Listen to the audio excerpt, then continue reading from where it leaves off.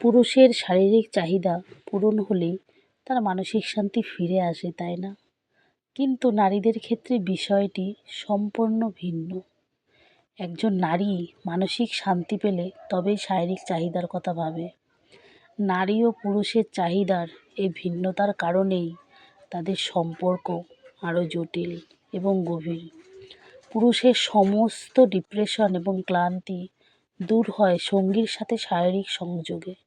যদি আপনি আপনার পুরুষ সঙ্গীকে খুশি করতে চান, তবে তার সাথে অবশ্যই শারীরিক অ্যাটাচমেন্টে থাকা প্রয়োজন। এটা আমি মনে করি, জানি না কার কতটা মনে হয়, এবং তা মন থেকে হতে হবে। নারীরা বিপরীতে মানসিক অ্যাটাচমেন্টে বেশি গুরুত্ব দেয়। যদি তার মন ভালো থাকে তবে, তাহলে সে স্বাভাবিকভাবেই শারীরিক সংযোগে আগ্রহী হয়। কিন্তু যদি তার মানসিক অবস্থা ভালো না থাকে, তাহলে সে কোনো কিছুতেই সাড়া দেয় না। নারীর মনই তার আসল শক্তি। একজন নারী চাইলে একজন পুরুষের জীবনকে নতুন করে সাজাতে পারে, আবার সেই নারী চাইলে একজন পুরুষের জীবনকে পুরোপুরি নষ্টও করে দিতে পারে। একজন নারী চাইলেই একজন পুরুষকে অসম্মানের সর্বোচ্চ শিখরে পৌঁছে দিতে পারে, আবার চাইলে তাকে অসম্মানের তলানিতে নামিয়ে আনতেও পারে। নারী চাইলে একজন পুরুষকে আর্থিকভাবে সমৃদ্ধও করতে পারে, আবার চাইলে তাকে নিঃস্ব করে দিতে পারে। নারী চাইলে একটি সুন্দর পরিবার এবং সুখী সংসার গড়ে তুলতে পারে, আবার চাইলে সে সংসারকে ধ্বংস করেও দিতে পারে। নারী একজন পুরুষকে পরিবার, সমাজ এবং নিজের প্রতি আবদ্ধ রাখতে পারে, আবার চাইলে সে পুরুষকে একা করেও রাখতে পারে, পরিবারহীন করে ছুঁড়ে ফেলে দিতেও পারে। নারী তার শিক্ষা, শক্তি, মায়া, ভালোবাসা এবং মমতার মাধ্যমে পুরো পৃথিবীকে বদলে দেওয়ার ক্ষমতা রাখে। নারী চাইলে একজন পুরুষকে শত খারাপ অভ্যাস থেকে মুক্ত করে ভালো মানুষে পরিণত করতে পারে। কিন্তু আমি পারছি না। কেন পারছি না? ওই যে মায়া, মায়া যে আমাকে শেষ করে দিল। চেনো তোমরা মায়াকে? চিনবে না। এই মায়া সেই মায়া নয়। ভাবি সে কষ্ট পাবে, কিন্তু তার ওই কষ্টের জন্য যে সে সারা জীবন কষ্ট পাবে। আবার ভালো মানুষকে নষ্ট করতেও পারে। নারীর এত ক্ষমতা। নারী, তোমার প্রতি আমার অগাধ বিশ্বাস।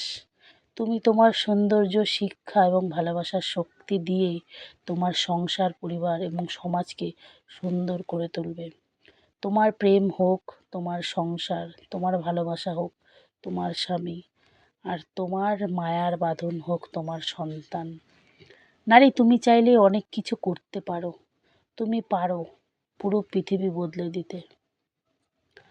জানি না কার কতটা খারাপ লাগলো এইটা শুনে, কিন্তু এইটা আমি ফেসবুক থেকে পেয়েছি, তো সেটাই তোমাদের সাথে শেয়ার করলাম।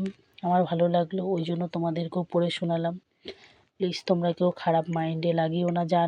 কার কতটা ভালো লেগেছে অবশ্যই কমেন্ট করে জানিও। কার কার জীবনের সাথে মিলে গেছে সেটাও কমেন্ট করে জানিও প্লিজ।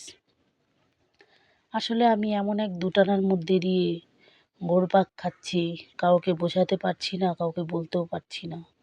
আমার অবস্থা এখন এমন হয়ে গেছে, আমার অবস্থা এখন এতটাই খারাপ হয়ে গেছে, সত্যি আমার কারো কাছে কোনো কিছু শেয়ার করার ক্ষমতাই নেই। আসলে দিন দিন আমি ডিপ্রেশনে চলে যাচ্ছি। তোমরা প্লিজ পারলে আমাকে একটু হেল্প করো। আমার মানসিক শান্তি চাই, মানসিক শান্তি। আমি খুব অশান্তির মধ্যে দিয়ে যাচ্ছি, আমার একটুও ভালো লাগছে না। জানি না আমার এই কথাগুলো শুনে হয়তো অনেকেরই খারাপ লাগবে। আসলে আমরা মেয়েরা ভাবি আমাদের মানে সংসার আমার না, স্বামী আমার না, সন্তান আমার না, মানে সবাই আমার না বলছি কেন, ভুল বলছি। মানে আমরা মেয়েরা ভাবি যে ছেলে আমার না, মেয়ে আমার না, স্বামী আমার না, মানে সবাই আমার, কিন্তু আমি কারো না, এটাই ভাবি, তাই না মেয়েরা? আমরা মেয়েরা ভাবি সবাই আমার, কিন্তু আমি কার? আমি তো কারোরই না। এই ভেবে ভেবেই আমাদের জীবনটা চলে যায়, তাই না? তাহলে আমাদের কি করা উচিত বলো তো? তো যাই হোক, অনেক কথাই তোমাদের সাথে বললাম। এটা ভালো লাগলো, ফেসবুক থেকে পেয়েছি তো সেইটাই তোমাদের সাথে শেয়ার করলাম। একটু পড়ে কেমন লাগছে একটু জানিও। তো এই যে দেখো, এক জায়গায় গেছিলাম, তোমরা তো দেখতেই পেলে। তো মাম্মামকে অনেক জোর টোর করে চুল বেঁধে দিচ্ছি। আসলে মাথায় মামামের চুলগুলো অনেক বড় হয়ে গেছে, তো ওই জন্যই চুলটা বেঁধে দিচ্ছিলাম, এই আর কি। তো মাম্মাম কিছুতেই চুলটা বাঁধবে না, তোমরা তো দেখতেই পাচ্ছ, দুষ্টুমি করছে সারাক্ষণ। তো যাই হোক, অবশেষে একবার চুলটা মানে বাঁধতে গিয়েও খুলে গেল। তো যাই হোক, এরকম চেষ্টা চলছে অনবরত মাম্মামের সাথে, কিছু করার নেই। তো তোমরা ভিডিওটা দেখতে থাকো। আর হ্যাঁ, যারা আমার ইউটিউব চ্যানেলের নামটা জানো না, তারা আমার ইউটিউব চ্যানেলের নামটা অবশ্যই জেনে নিও, সৃজিতা ব্লগ। আর ফেসবুকে তোমরা প্লিজ, যারা ফেসবুক থেকে ভিডিওটা দেখছো ফলো করে দিও। আর যারা ইউটিউব থেকে দেখছো তারা আমার ইউটিউব চ্যানেলটা সাবস্ক্রাইব করে দিও। অবশ্যই আমার পাশে থেকেও সবসময়, আমিও তোমাদের পাশে সবসময় থাকার চেষ্টা করব। আর জানি না এরকম টেনশন নিয়ে কতদিন বাঁচবো, ভালো থাকতে পারবো কি না। এবার আমি যদি হুট করে একটা ডিসিশন নিই, অনেকেই ভাববে এত ভালো সংসার ছেড়ে কেন তুমি চলে গেলে। তো মানুষ, এখন একটা জিনিস বুঝতে পারি যে মানুষ প্রেম করে বিয়ে করার পরে কেন বাড়ি ছেড়ে চলে যায়, বর স্বামী সন্তান ছেড়ে কেন চলে যায়। এখন জিনিসটা বুঝতে পারি, এখন ফিল করতে পারি। মানুষ এমনি এমনি যায় না, এখন অনেক কিছুই বুঝতে পারি। কিন্তু বুঝতে পেরেও অনেক সময় অনেক কিছু সহ্য করতে হয়। আমরা মেয়ে বস, আমরা সব পারি, কিছু করার নেই, সহ্য করতে হয়। সহ্যের সীমা যেদিন বেরিয়ে যাবে, সেদিন হয়তো আমিও বেরিয়ে যাব।